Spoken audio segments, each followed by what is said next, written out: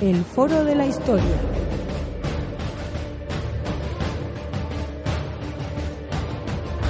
El pasado tiene mucho que contar.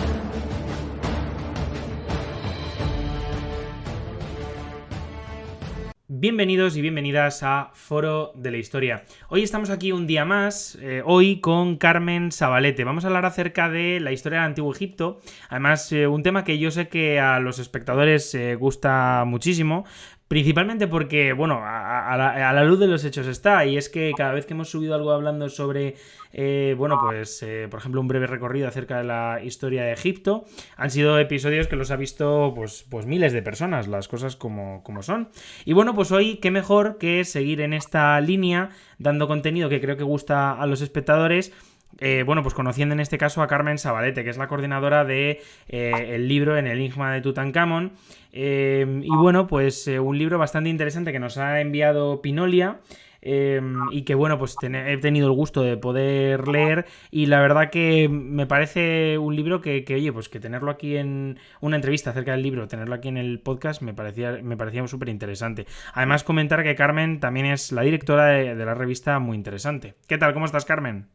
Hola, buenos días, Javier. Pues muy bien, muy bien, muy bien, muy bien. Me Muchas gracias. alegro porque me alegro de que estés aquí, porque la verdad que me parecía, cuando además es que yo soy lector también de Muy Interesante, entonces dije, pues conocerte, la verdad que a mí me hacía ilusión, la verdad.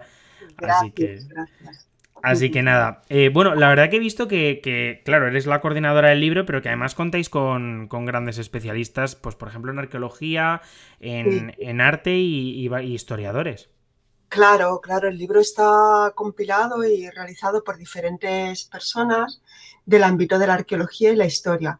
Y, por ejemplo, yo soy la coordinadora general del libro, pero el subcoordinador, por decirlo de alguna forma, es Vicente Barba, que es un arqueólogo de prestigio de la Universidad de Jaén y que trabaja in situ en Egipto, excavando, con el proyecto de la Universidad de Jaén de Cubete del Java en Asuán. Y entonces, bueno, pues sí, la verdad que sí, que de manos de grandes expertos en el tema, ¿no? Ujú.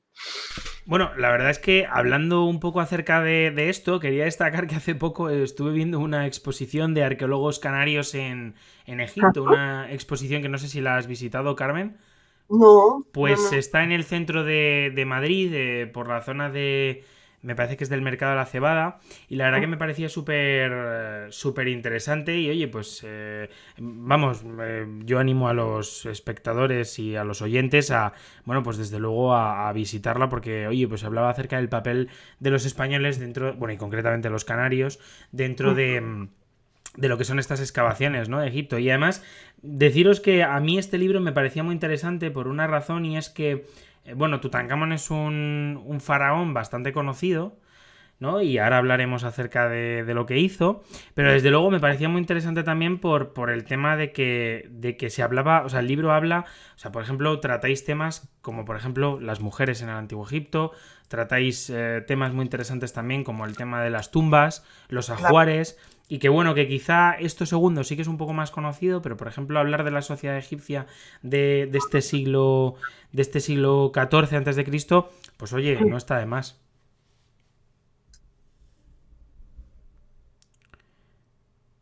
Bueno, hablaremos además acerca de la figura de Tutankamón, ¿no? Que era hijo de Akenatón y un faraón muy conocido de la dinastía 18.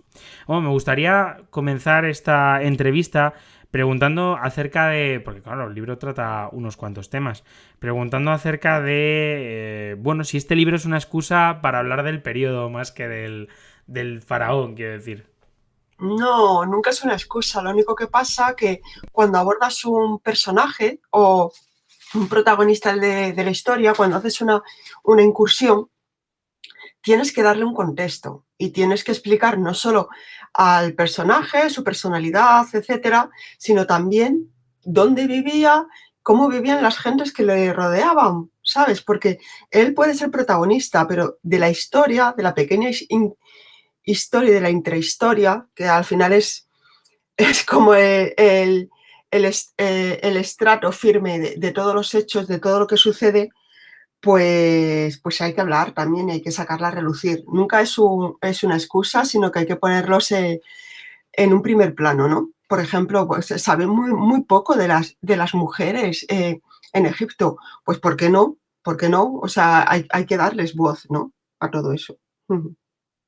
Hombre, desde luego está bastante claro que no se entiende un personaje sin un contexto, ¿verdad? Claro, Eso claro. es absolutamente fundamental. No, yo lo decía justo porque viendo, digamos, y habiendo leído un poco el texto, además se hace una cronología bastante interesante. Este libro es muy divulgativo por eso, porque, entre otras cosas, yo creo que también hay veces que, digamos, hablando de Tutankamón y de su periodo, el lector puede atender a otra serie de datos que quizá no hubieran sido o que no hubiera podido apreciar de otra manera y que, bueno, pues que le dan un contexto realmente interesante, ¿no?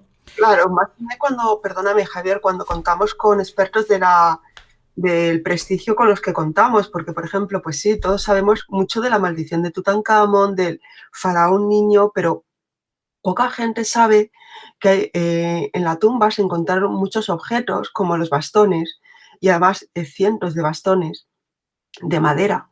La madera en Egipto es un bien precioso, casi tanto como el oro, porque estamos hablando del desierto y entonces había muy pocos árboles. Entonces, si contamos con un experto, que es experto, valga la redundancia, cuya especialidad es la madera, ¿sabes? Pues nosotros vamos a dedicar en el libro o en cualquier revista que hagamos, como grandes divulgadores de la cultura que queremos ser, pues un tema o un artículo a esos objetos de madera, ¿vale? Tan desconocidos para el público en general. Ujú. Claro, ¿Sabes? por supuesto, yo creo que al final, pues es eso, ¿no? El hablar de todo lo que hay alrededor es muy interesante. Me gustaría preguntarte acerca de cuáles fueron las acciones más conocidas, digamos, durante su reinado, ¿no? Porque destaca por muchas cosas y es un faraón que tuvo muchos matices y que sobre todo también tuvo una serie de cambios respecto a su padre Akenatón. Claro. Pues bueno, vamos a hablar un poquito de quién era Tutankamón. Tutankamón accedió al trono cuando contaba tan solo 8 años y tuvo un reinado muy breve, porque como todos sabemos murió a los 18 19 años. ¿Qué pasa con Tutankamón? ¿Por qué es tan conocido? Aparte de la tumba intacta, ¿no?, que encontró Howard Carter, hay que decir que Tutankamón fue un faraón realmente menor. En su periodo de reinado, que fue muy breve, no pasaron grandes cosas. Si lo confrontamos, pues por ejemplo, con la gran revolución que llevó a cabo su padre, ¿no?, Akenatón. Pero no pasaron grandes cosas, pero sí que se restableció todo el orden antiguo que Akenatón saltó por los aires. Tengamos en cuenta, por ejemplo, que Akenatón, su padre, pues instauró a un único dios, al dios Sol. Y entonces cuando Tutankamón sube al trono, pues lo que hace es que devuelve a todos los dioses al politeísmo, a los templos, ¿no? Claro, lógicamente esto no lo hace un niño de 8 años. Esto lo hacen la clase sacerdotal que rodean al faraón, ¿vale? Entonces estamos viendo que es un periodo de transición, pero un periodo de renovación, entre comillas, por lo que supone de vuelta al pasado. Y cuando digo que es un periodo de transición, quiero decir que como he dicho antes, que no hubo grandes enfrentamientos en Egipto, no hubo conquistas, sino que fue tan solo, pues eso, pasar de un periodo de que fue toda una subversión del orden, ¿no? Como ocurrió con su padre, pues a un periodo de tranquilidad, por decirlo de alguna forma. Mm. De hecho, también se le conoce por sus relaciones diplomáticas, ¿no? Porque tuvo también unas Sí, buenas relaciones con sus vecinos. Eso sí, en esos 10 años, que no son un periodo demasiado largo de tiempo, ¿no? Pero, por ejemplo, está ahí el ejemplo de Mitani. claro, efectivamente, eso es como tú mismo dices, sí, sí. Por otra parte, la verdad que me parecía muy interesante, sobre todo el tema de los misterios en torno a su muerte, porque, Ya. claro, a ver si nos pudieras hablar un poco de ello, porque, claro, hay que hay varias versiones, ¿no? Y a lo largo del tiempo también las investigaciones han llevado por varios caminos que al final poco a poco se han ido desmintiendo en algunos casos, pero ahí queda siempre el misterio. Claro, bueno, es que realmente hasta hace muy poco no se sabía a qué se debió la muerte del faraón niño, ¿no? De Tutankamón. Bueno, pues hay que ponerse en contexto y saber que, bueno, que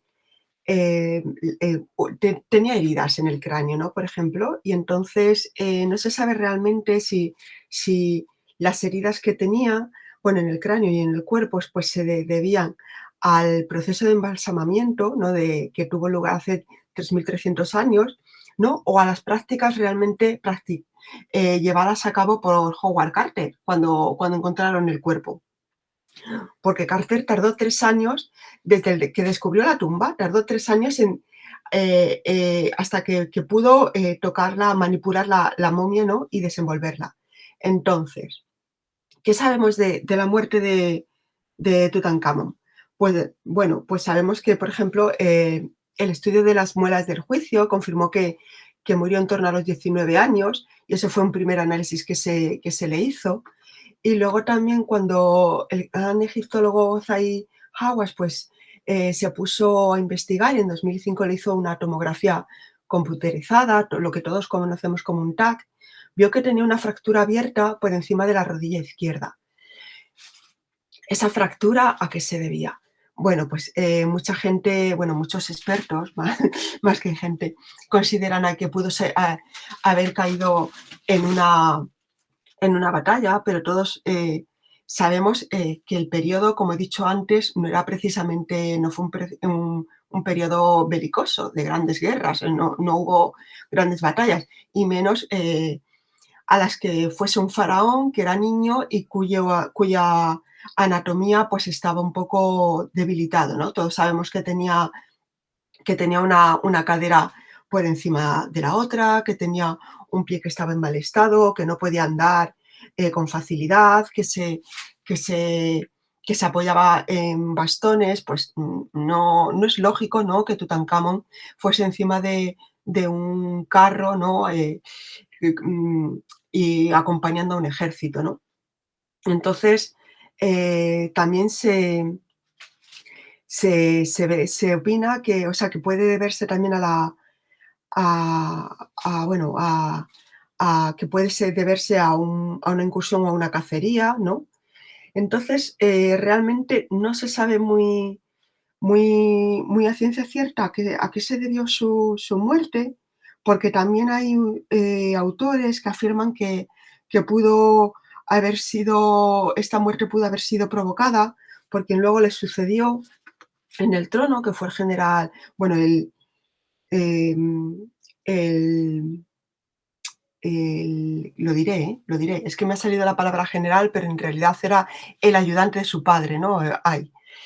Y bueno, ahí está lo que más o menos se sabe sobre su muerte, ¿eh?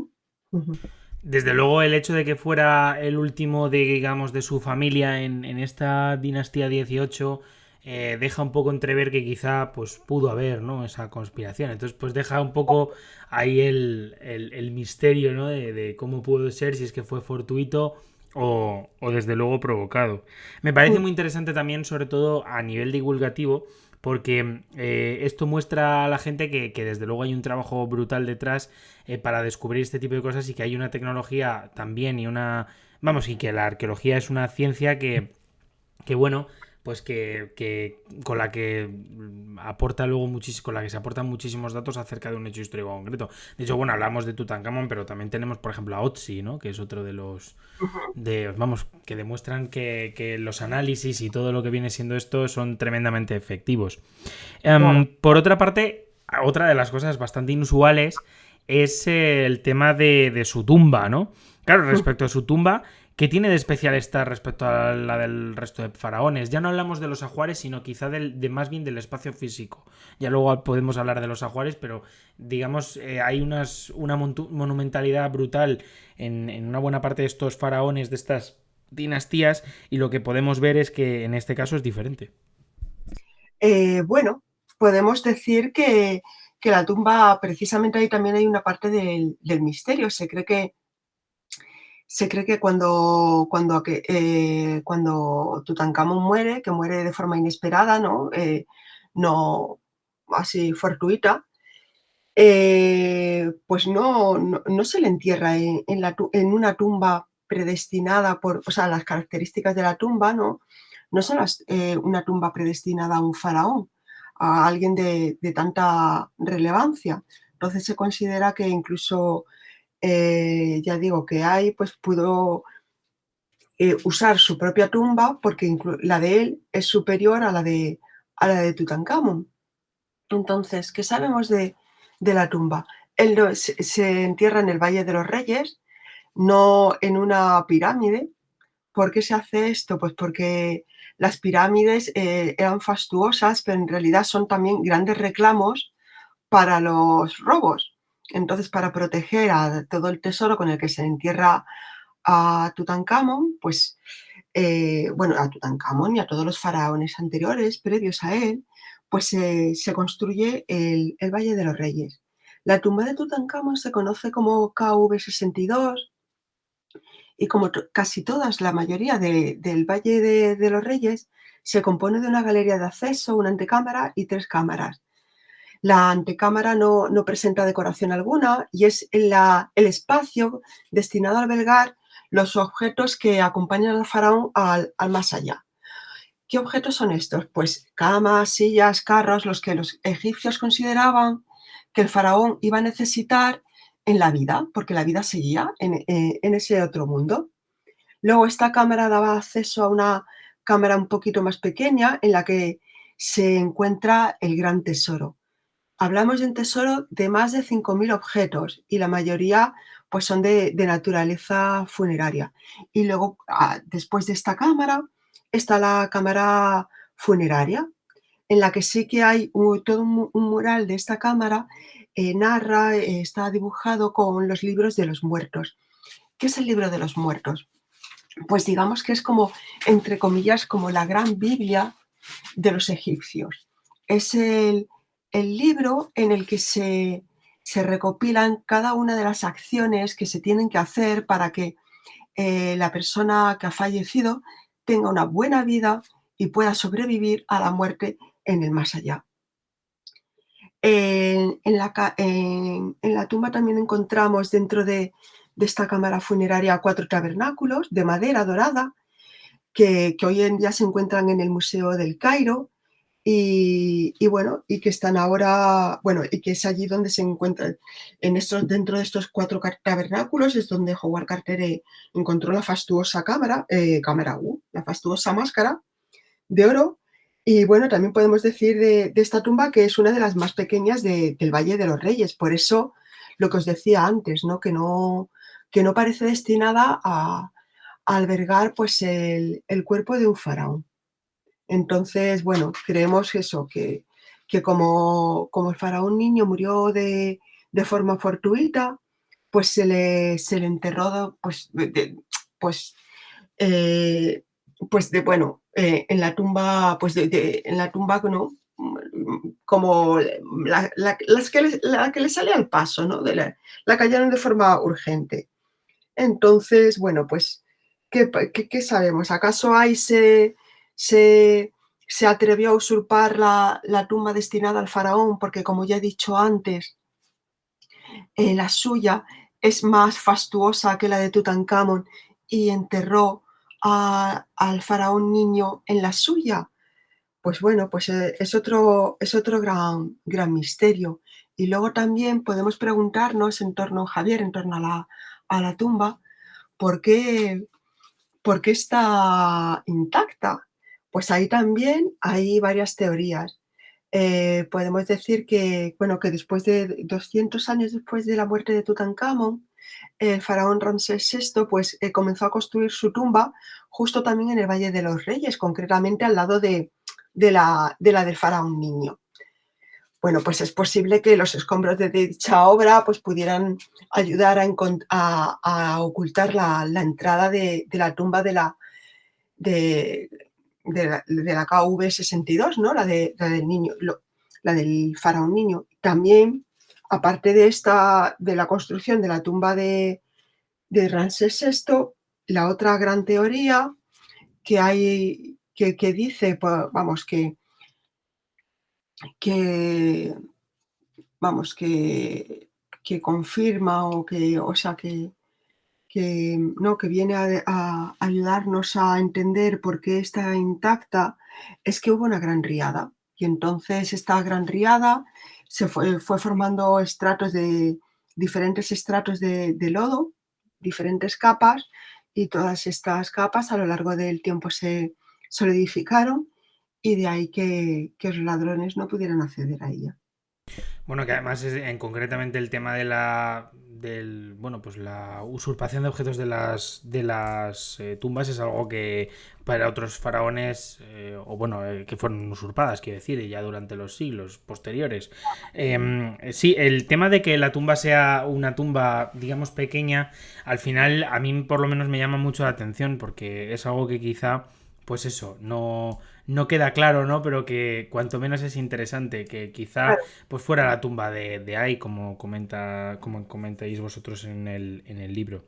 Por último, me gustaría terminar esta breve entrevista comentando pues un poco el tema de cómo crees que se podría ayudar a difundir la historia del antiguo Egipto en España, digamos, más allá de estos podcasts y bueno, pues cómo, digamos, vosotros planteáis esta divulgación también a través de pues libros como este o revistas o otro tipo de formatos.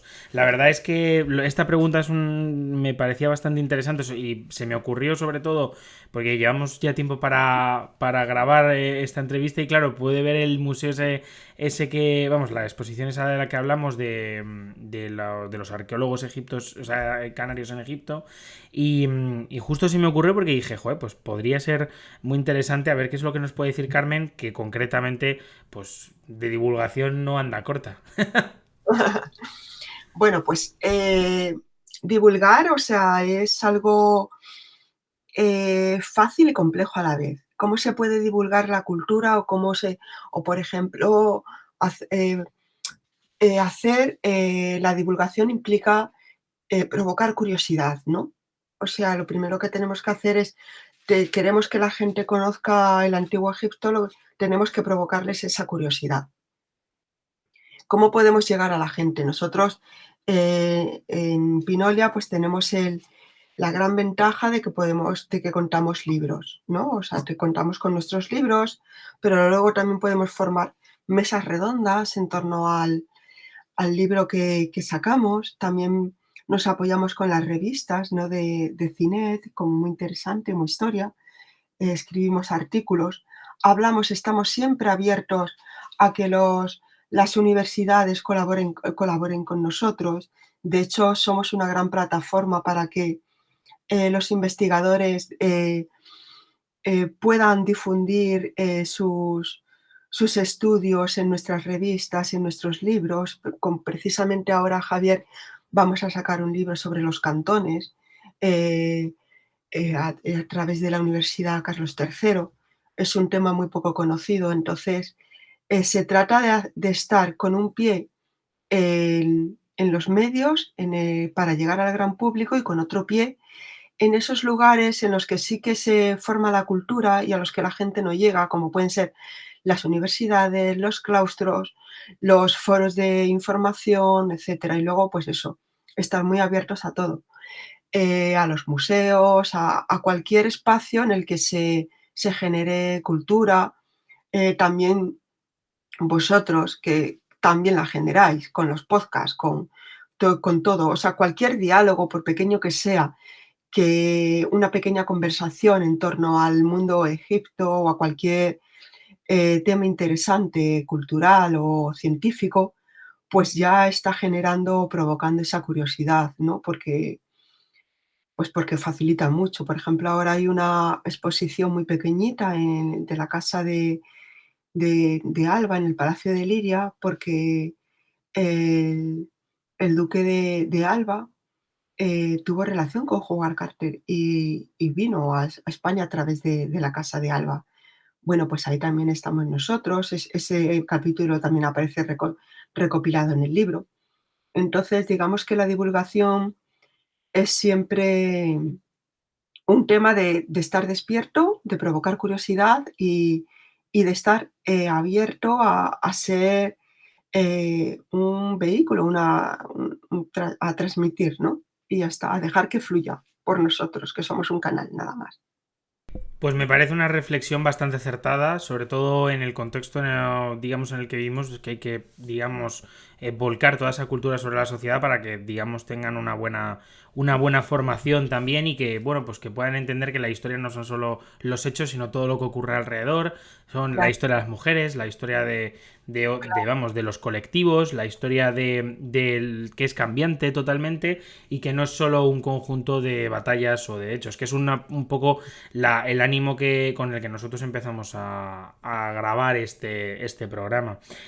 Por otra parte, decir que, y esto ya es una reflexión personal, me parece muy interesante el libro, la verdad que lo voy a recomendar absolutamente, porque creo que además es un libro que tiene, bueno, pues desde luego, ya no solo el texto, que es brutal en términos, digamos, de reflexión académica y también cuenta con una amplia bibliografía que yo, la verdad que esto como historiador siempre lo destaco. Sé que los oyentes que ya lleven años siguiendo al podcast, la verdad que dirán, jo, este hombre siempre dice lo mismo. Pero es que es verdad que cuando yo veo un libro y que está absolutamente documentado, dices, es que esto es lo que hay que hacer porque esto es rigor y al final eso es marca de calidad, ¿no?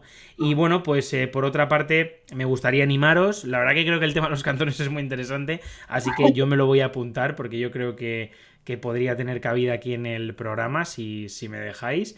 Y bueno, pues nada, darte las gracias, Carmen, porque ha sido una entrevista muy interesante, de la cual yo creo que pues, muchos de nuestros y nuestras oyentes conseguirán de alguna manera pues introducirse un poquito más en la historia de Egipto y concretamente la de Tutankamón.